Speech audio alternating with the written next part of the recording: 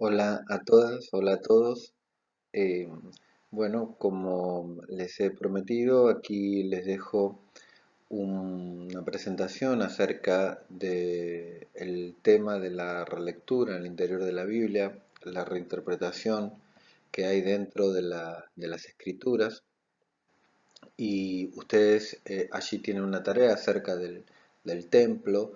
En la clase hemos visto rápidamente algunos temas, pero me interesó por algunos trabajos que ya han entregado profundizar eh, el tema de la lectura en el interior de la Biblia, las relecturas de los temas en el interior de la Biblia, cómo estos temas se van reinterpretando, se van aplicando en diferentes contextos, de diferentes maneras, y algunas personas y algunos estudiosos tienen miedo de hacer estas observaciones porque bueno, piensan que la Biblia en este caso se contradiciría o se contradice, pero no es el caso.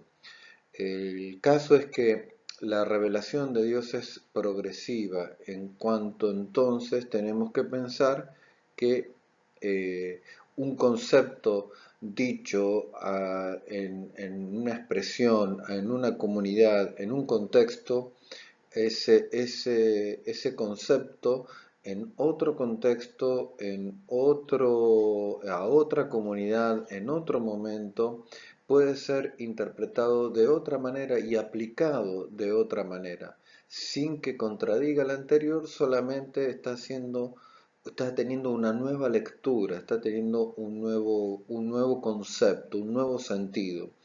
Y así va a pasar, lo vamos a ver esto a lo largo de toda la Biblia en todos los temas. Bueno, uno de ellos que quiero compartir con ustedes hoy es la retribución. La retribución es un concepto que ustedes lo pueden buscar en cualquier diccionario, es que ante un acto, eh, bueno, eh, bueno, se le retribuye en concepto de ese acto. Bueno, aquí dentro de la Biblia vamos a ver este sentido, el sentido de la retribución.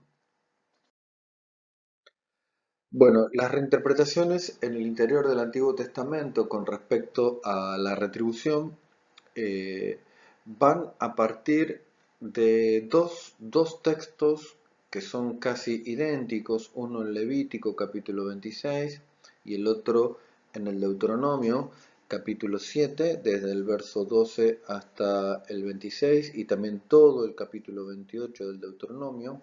Ustedes tengan los textos abiertos, léanlo, reléanlo en sus casas, pero básicamente, en resumen, estos casi tres capítulos indican claramente que a las bendiciones, en términos triunfalistas, le anteceden actos obedientes, mientras que a las maldiciones, en términos de desgracia, se le anteponen actos de desobediencia.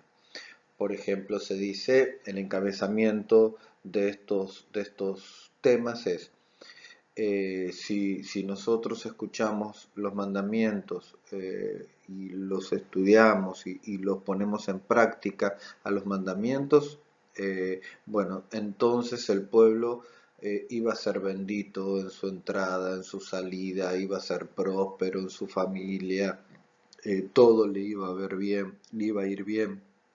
Por lo tanto, esas bendiciones están en términos de éxito o de triunfalismo.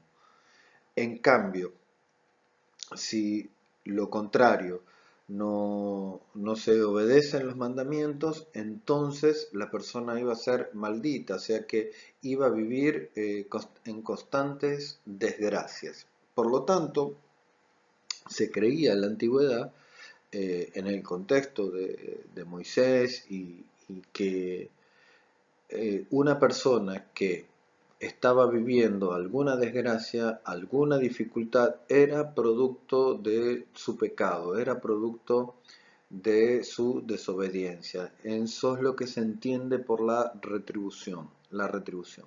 Estaba recibiendo la paga por su pecado. Le iba así porque algo mal había hecho. Le estaba pasando esa desgracia porque él era o ella eran unos rebeldes. Eh, Eso es el pensamiento de la retribución. Ahora, en esa misma línea, los profetas del siglo octavo, en este segundo punto que vamos a ver aquí, recordemos, son Oseas, Amós, Miqueas, Isaías, del capítulo 1 hasta el capítulo 39, dirán que la acumulación de las desobediencias terminan en las caídas de Samaria, en este caso, que es la capital del reino del norte, de Israel, y de Jerusalén, la capital del reino del sur, Judá. Es Oseas capítulo 4 el que va a resumir este concepto. Pueden leerlo detenidamente en sus casas, porque él va a decir que el pueblo pereció porque le faltó conocimiento, porque no practicaron los mandamientos, aunque en estos textos incorpora la idea del remanente, el resto. ¿Qué es esto? El remanente, el resto sufre, pero al finalmente va a ser repatriado. Pueden encontrar esto en el Isaías capítulo 1, verso 9. Bueno, ahí, aquí yo les dejo un link para que de Facebook, donde yo hago doy un seminario con respecto al remanente, lo pueden revisar para no ir al tema. Pero, ¿qué quiere decir esto?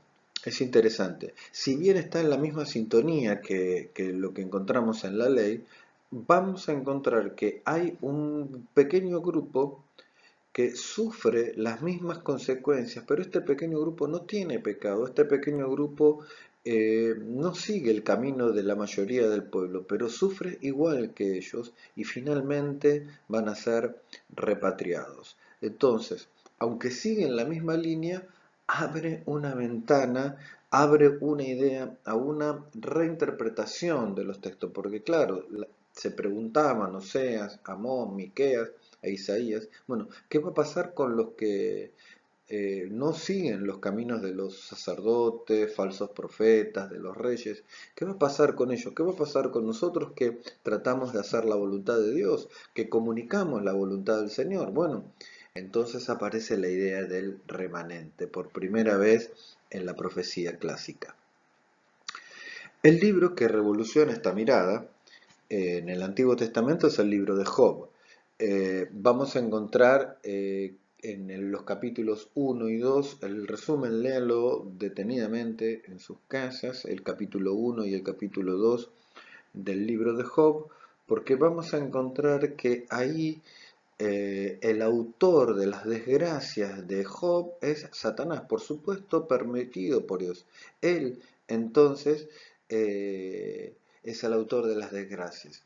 Los amigos no saben lo que relata el capítulo 1 y lo que relata el capítulo 2, y entonces acusan en todo el libro de Job, acusan a Job, los amigos de Job, porque van a decir con esta idea de la ley y de los profetas clásicos, van a decir, este está enfermo, este perdió el campo, este perdió su casa, este tuvo las pérdidas de sus hijos, este está solo porque algo habrá hecho, algún pecado tiene, porque fue rebelde. Mientras que leemos en el capítulo 1 de Job, en el capítulo 2 que nada, que todo lo contrario. Job era un hombre de Dios, Job era un hombre recto, íntegro, pero comenzó a vivir desgracias. Por lo tanto decimos que, claro, esta idea de la ley, esta idea de los profetas clásicos en el libro de Job es revolucionada y comienza una reinterpretación de la retribución ya en el Antiguo Testamento. Ahora, no hay que olvidarnos de los que sufren por causa de la justicia. Esto quiere decir que son los profetas que son perseguidos por hacer la voluntad de Dios y que sufren persecución y que tienen hambre y que algunos de ellos son muertos, encarcelados. Eh, bueno, el caso paradigmático que nombro aquí es el de Jeremías, que en muchas oportunidades quiere dejar de hacer la voluntad del Señor porque él dice, hablo la verdad y en vez de irme bien, me va mal. Hago la voluntad de Dios y en vez de que todas las cosas me vayan bien, me van mal. Entonces, bueno, ahí viene Dios y consuela a Jeremías y constantemente lo está alentando. Así que pensemos claramente que ya en el Antiguo Testamento hay una mirada de la retribución que se va transformando, que se va releyendo, que se va reinterpretando en diferentes contextos, en diferentes épocas, con diferentes comunidades. Bueno, entendamos muy bien que no se está contradiciendo. Job ni Jeremías no contradicen a los otros profetas ni tampoco la ley, sino que la revelación de Dios fue en este caso progresiva y hay reinterpretaciones, hay relecturas en el interior del Antiguo Testamento. Veamos el Nuevo Testamento. Las nuevas lecturas en el Nuevo Testamento clásicamente tenemos que mirar a Jesús. Eh, Allí, recordemos, Jesús es bautizado por Juan el Bautista y ni bien es bautizado, dice que el Espíritu lleva a Jesús al desierto para ser tentado por el diablo. El Espíritu mismo lleva a Jesús al desierto para ser tentado por el diablo. Por lo tanto, cualquiera de nosotros podríamos decir esta desgracia que está viviendo claramente, como casi como en Job, es producto de que Satanás está embatiendo a Jesús, pero no olvidemos que es el Espíritu quien conduce a Jesús al desierto. Y contrariamente a lo que muchos de nosotros pensamos, aquí el diablo es el que le está ofreciendo a Jesús soluciones mágicas, comida rápida, no en el sentido de las comidas rápidas que tenemos ahora, sino que una solución rápida para que pueda comer, le da poder, que haga milagros en beneficio propios, y le ofrece poder y éxito en la vida. Y entonces Jesús es el que rechaza eso. Fíjense aquellas cosas que en la ley leíamos como bendiciones triunfalistas. Bueno, cualquiera de aquellos que estuvieron en aquel momento pensarían, bueno, esto que le está ofreciendo Satanás es algo bueno o muy bueno, pero pensemos que Jesús está rechazando milagros en beneficio propio, Jesús está rechazando ser próspero en la comida instantánea, rápida, poder, éxito en la vida que Satanás le está ofreciendo. Bueno, tenemos que pensar seriamente ahora también estos conceptos en el lenguaje y en el discurso que hay en muchos eh, que se dicen ser cristianos, pero que venden mensajes para ser exitosos en la vida, para triunfar, para tener éxito. Bueno, aquí Jesús está rechazando esto. Las bienaventuranzas claramente es una, una gran contradicción, porque es bienaventurado el que llora, bienaventurado el pobre, bienaventurado el que padece persecución por causa de la justicia. Bueno, pareciera que es como una gran contradicción. Aquel que está sufriendo, ese es bendecido, ese es bienaventurado. Bueno, aquí hay nuevas ideas. Es más, se va a decir aquel que padece persecución por causa de la justicia es bendecido, porque ahí va a sintetizar Jesús. Lo mismo hicieron con los profetas, lo mismo hacen conmigo, lo mismo van a hacer con los demás. Por lo tanto, tenemos que tener en cuenta estos conceptos. Vemos también que las desgracias pueden venir por causa de demonios. Bueno, ahí vemos algunos casos, recordemos a los a los gadarenos también, que los demonios pueden causar algún tipo de desgracia, alguna enfermedad, algún ataque de este tipo. También en el Nuevo Testamento, en los Evangelios, Jesús sana a un paralítico en el Evangelio de Juan capítulo 5 que estaba al borde de un estanque. Luego se encuentra con este paralítico una vez más. Jesús la primera vez que lo ve sabe que hacía mucho tiempo que esta persona estaba con esa parálisis. Bueno, pero ya el hombre caminando, porque Jesús lo había sanado, se encuentra con él y le dice, bueno, no peques para que no te venga algo peor. Entonces, en sintonía con aquellas cosas antiguas, Jesús no descarta que alguna persona pueda estar viviendo alguna desgracia por causa de alguna desobediencia, de rebeldía o de pecado. Entonces, pensemos esto. Finalmente Pablo, en sus cartas, el capítulo emblemático de esto es el capítulo 8, particularmente los versos 28 al 39, nos da una mirada acabada del sufrimiento cristiano. Porque él va a decir, eh, bueno, que todas las cosas ayudan a bien. Esto es a los que conforme a sus propósitos son llamados. Y va a enumerar algunas cosas, como por ejemplo peligro, hambre, desnudez, potestades de las tinieblas.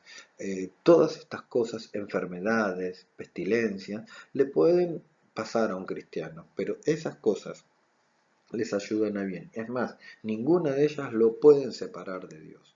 Así que, queridos hermanos, queridas hermanas, pensemos que, en resumen, la retribución fue sufriendo a lo largo de la lectura bíblica y de todos los tiempos transformaciones en el sentido de nuevas lecturas, resignificaciones.